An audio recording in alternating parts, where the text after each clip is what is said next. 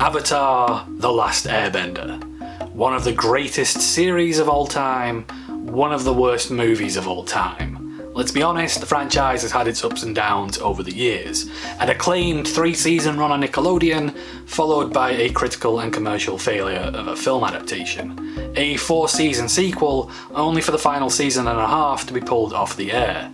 It was a bumpy road, but by 2018, the franchise had gone pretty quiet. Nothing much to talk about beyond further comic book delays and some long past due merchandising. That all changed when Netflix, in their infinite hubris, decided that a live-action adaptation, you know, the worst thing that ever happened to Avatar, a live-action adaptation was what the franchise sorely needed.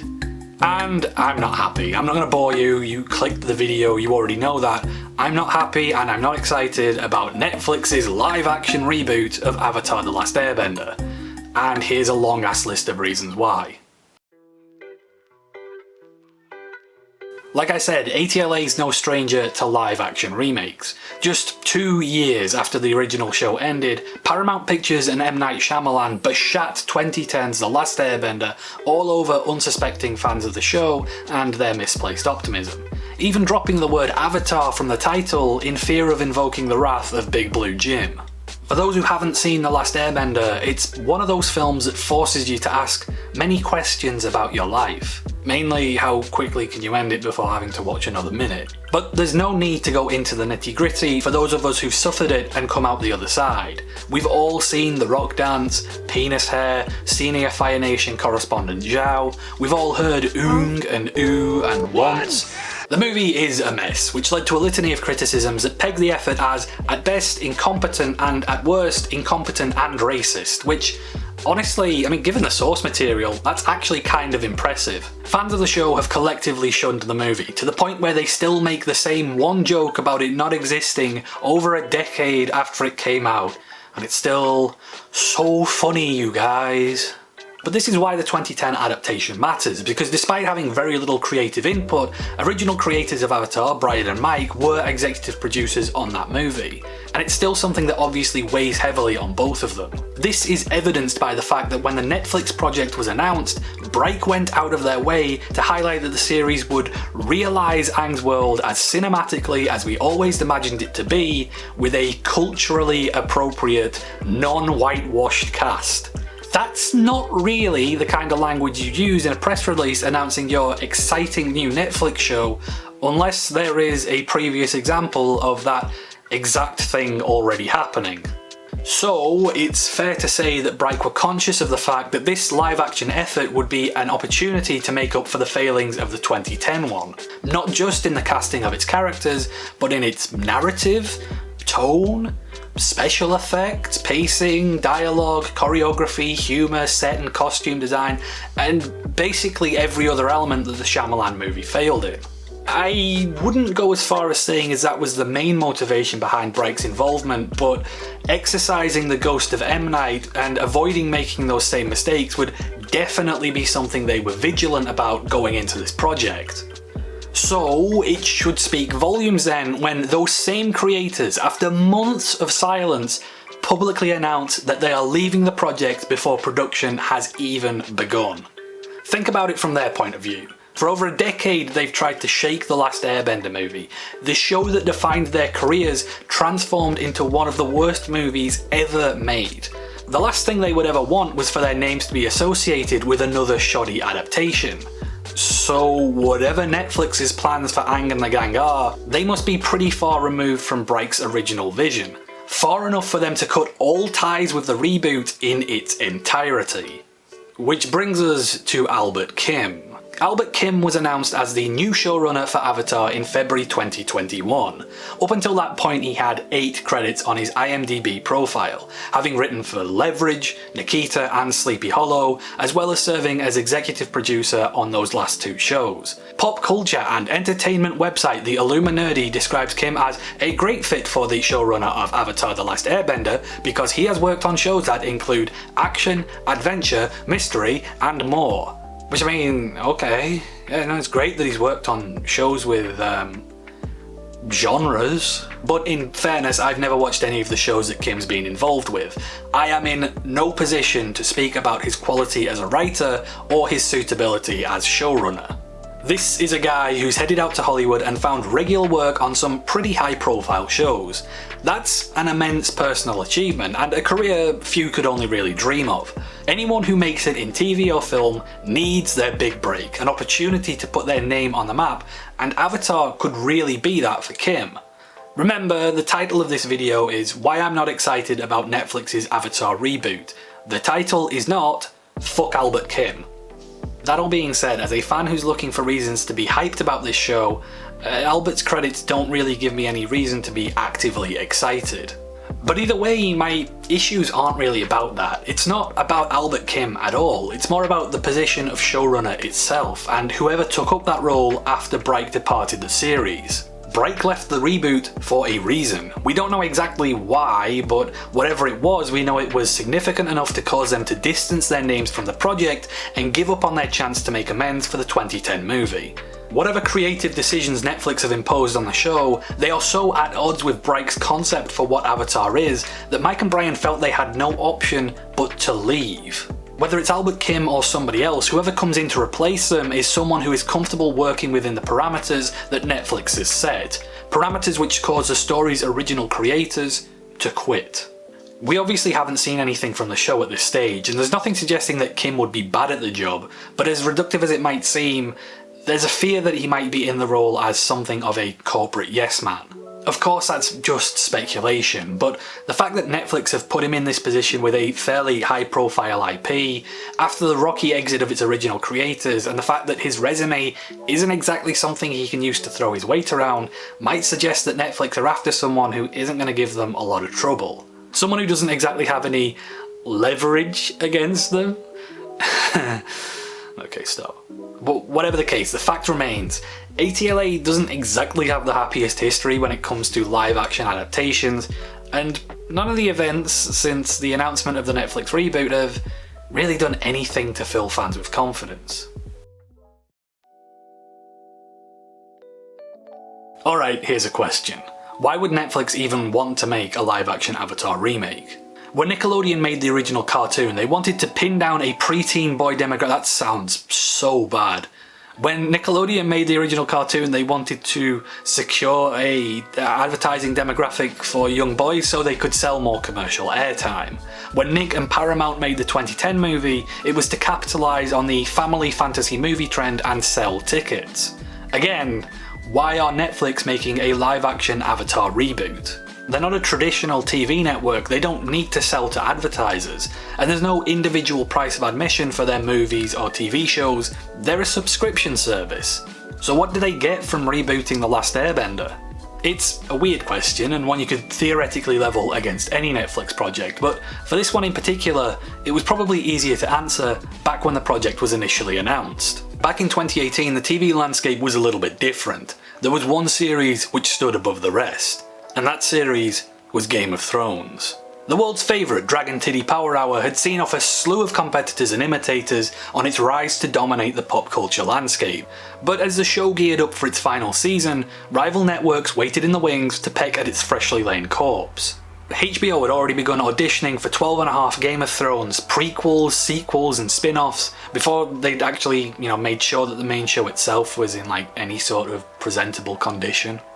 They also teamed up with the BBC for an adaptation of His Dark Materials. Bezos was bringing the pesos with Amazon's $1 billion Lord of the Rings series and an adaptation of Robert Jordan's Wheel of Time. Netflix had already jumped on board by announcing they'd be making a Witcher series. In that sort of environment, it's maybe more understandable why a live-action reimagining of Avatar might have seemed like a smart idea.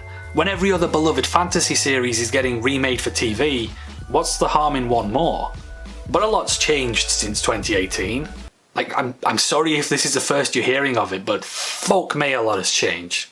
And one of those things is that Game of Thrones' final season actually aired. And like Conleth Hill's smile and optimism upon reading the final script, Game of Thrones' status as a pop culture behemoth vanished within an instant. None of that has anything to do with Netflix's ATLA being a bad show. But you do have to wonder if the fan backlash against the world's biggest fantasy series might have put some doubt into the heads of Netflix executives, and whether that could have contributed to some of the show's behind the scenes issues. But even if there are questions over jumping on the fantasy bandwagon, rebooting ATLA is still a good decision for Netflix. Right? Even if they don't operate like traditional cable or movie studios, Netflix still needs to attract viewers, and one of the most successful avenues for attraction is things like this video. People producing pop media commentary, talking about the newest shows with people you know, Netflix hashtags trending on Twitter, and giving people that fear of missing out. The only way to get involved in the conversation is to have a Netflix subscription, and producing shows that become the hottest topic has been a very successful strategy for them. So taking a popular and acclaimed series like Avatar and remaking it with a big budget seems like another guaranteed success, and I'm not saying it won't be, but I do have to question if that's really the smartest thing they could do with the money. There's a lot of unspoken and, let's be honest, outdated notions when it comes to animation. An idea that it's limited in what it can do, and live action, by virtue of being the default for TV and movies, is therefore the most prestigious and legitimate format of audiovisual storytelling. That's an idea that extends to adaptation, that you can take a story originally told in animation, and by adapting it into live action, you elevate it, you legitimize it, you drag it out of its niche and you make it presentable for people who aren't toddlers, enthusiasts, and perverts. It's weird that this type of thinking still exists at a place like Netflix, because honestly, their original animated output has been fairly respectable. And yet, despite all that, the Netflix adaptation has become a meme unto itself. The irony of all this is that those old notions of live-action adaptations legitimizing animated stories is already being undone by Avatar and by Netflix themselves.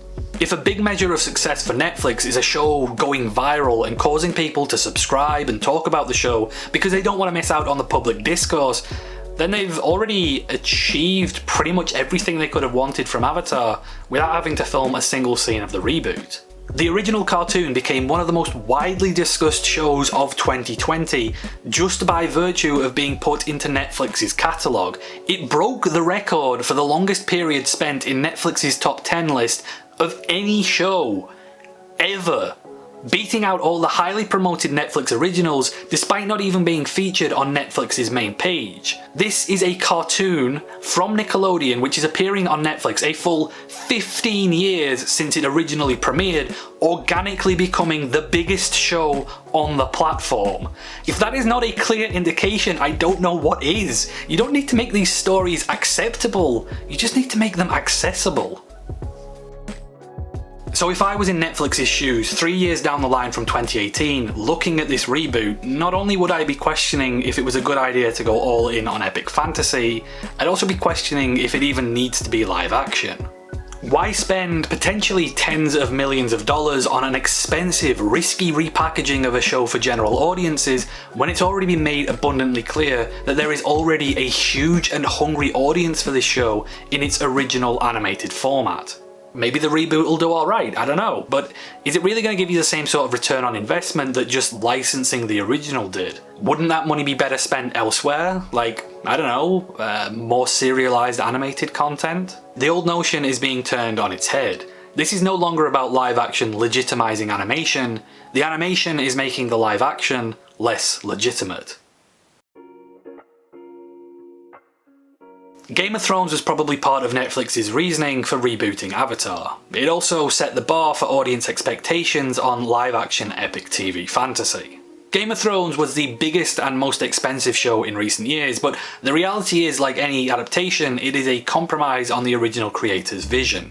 Even without the characters, locations and storylines which were dropped in translating the books, the show itself had to make cutbacks on already established elements of the story simply due to budget constrictions. This is at its most obvious with the Stark's direwolves, who just disappear for entire seasons of the show without any explanation and then pop back for brief moments and are treated like they've been there the whole time. But the reality is that Game of Thrones just didn't have the CGI budget to put slightly bigger than natural dogs in regular scenes, so we cut them out of any moments where they weren't specifically plot relevant. This should be a big concern for anyone expecting the Avatar reboot to look like it does in their heads. For all its dragons and ice zombies, at its heart, Game of Thrones is a pretty low-key fantasy setting.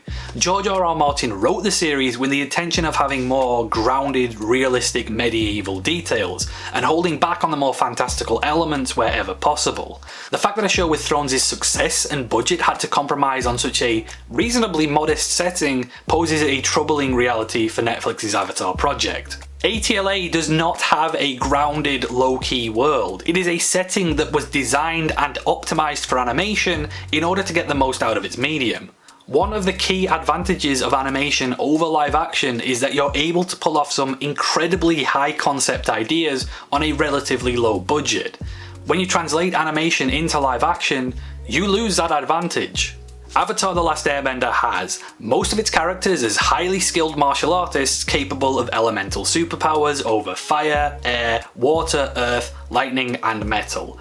A giant city surrounded by 100-foot moving walls, a city built into the caldera of a volcano, a city with earthbending integrated into its everyday infrastructure, another city that is carved from polar ice, an ancient temple that hangs upside down from a cliff, and a spirit world full of nightmare fuel, not to mention that it's a Village of the Week type show, so every episode they need to be in a new location, airships, submarines, tanks, a giant drill, sea serpents, at least 2 of them, swamp monsters, dragons, Koizilla, and all but one of the animals is a hybrid creature which will need to be made in CGI.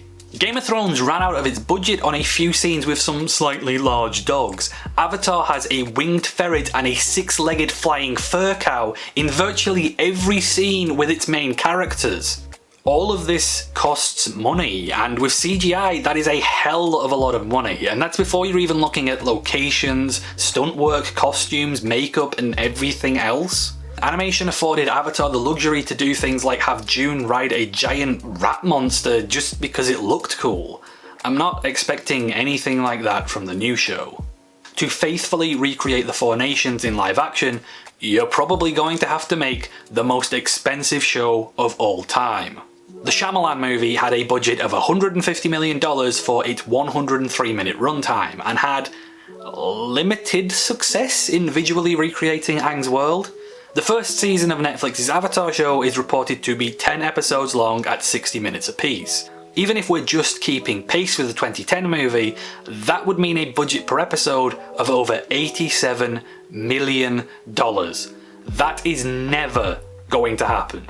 For comparison, at its most expensive, Thrones had a budget of $15 million per episode, and I would be surprised if Netflix would be willing to spend even a third of that, especially on a show with a much younger cast of characters.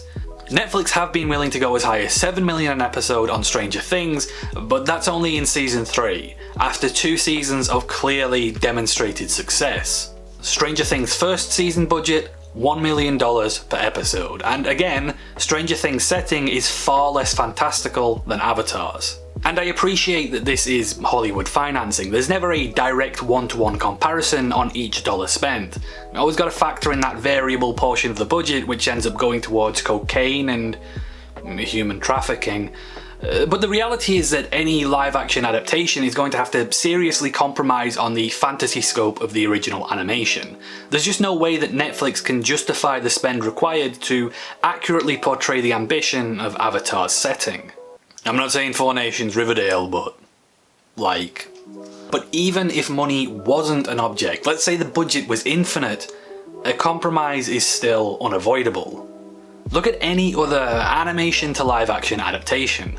There's always an upper limit to how accurately you can portray settings and characters designed for animation once you take them out of their appropriate medium. There's a reason that the PR team behind Netflix's Cowboy Bebop remake are so insistent on focusing on Aang.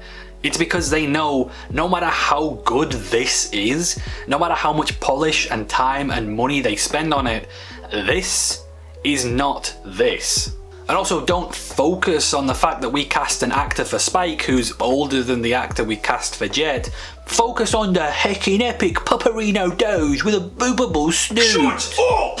I don't know, people seem to have this obsession with what if cartoon but real, and I get it to a degree, it has its place, but that place is 15 minutes spent in an app to farm Reddit karma, or a 25-second YouTube short, or a Facebook page for middle-aged users whose brains have collapsed in on themselves during the pandemic. It's not a multi-million-dollar movie or TV show trying to legitimize a cartoon that's already stood the test of time. I think the voice talent from the original show really summed this up the best at the Avatar virtual reunion. When mentioning the Netflix reboot, D. Bradley Baker, who voiced Appa, Momo and various other characters, said, "I just don't know how you fulfill that any better than this show did. I'm open to whatever they do with a live action series, which I know nothing about, but it's like, well, how do you do this better than the way it was rendered on this show? I don't know how you do that. I hope you can." To which Olivia Hack, the voice of Ty Lee, added, "Especially when you're doing the exact same series, but as a live action. You're not adding on to it or expanding the universe, you're doing the same thing, which feels redundant."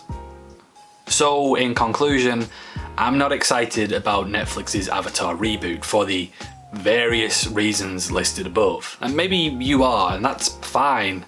I'll probably still be watching out of a morbid curiosity, if nothing else. But you can consider this video a bit of a warning because, I mean, this has literally all happened before. And I've managed to go this long without mentioning the Ember Island players, but I suspect this is going to be another adaptation where we walk away saying, "That wasn't a good play." I'll say. No kidding. Horrible. You said it. But the effects were decent. Thanks for watching. Lovers forbidden from one another. A war divides their people, and a mountain divides them apart. Built a path to be together. Yeah, I forget the next couple lines, but there it goes.